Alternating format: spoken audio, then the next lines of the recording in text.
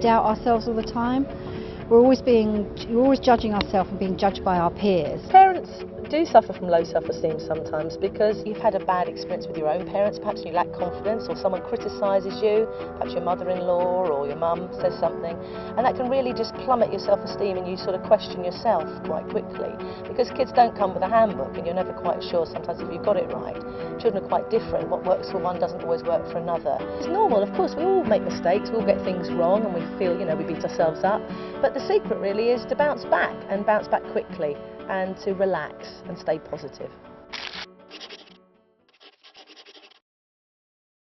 Go off and do something completely different for your own self-esteem, to replenish your batteries, lift your energy, have some fun.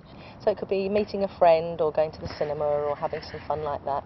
But also it's reading good books that lift your spirits. It's maybe going and taking some exercise and not necessarily going to the gym, walking the dogs or something like that, because that releases endorphins. But it's always about doing things that make you feel happy and make you feel good.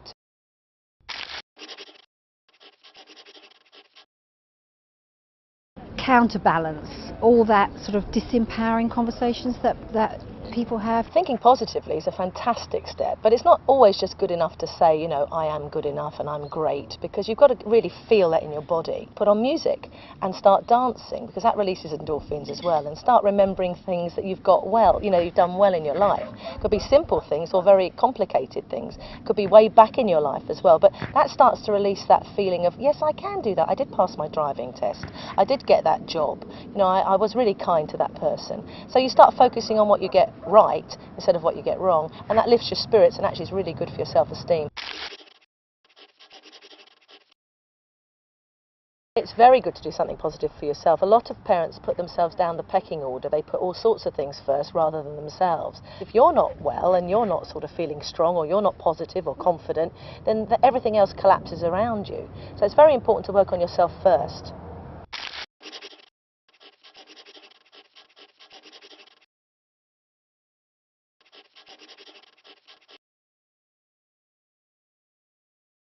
When you write something down, it kind of becomes clearer and black and white, and you can read it again and again and again. Actually, yeah, I'm good at that. And, I did succeed at that. I forgot about that. It was 3 months ago. And it lifts your spirits.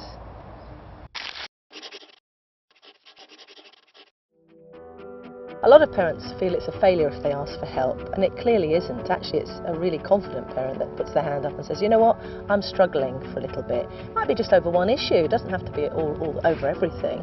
So never be afraid to ask for help. Go to your GP, or look at a website, or go out to a self-help group, or there's lots of stuff online nowadays for parents to get some support. It's a sign of strength, not of weakness.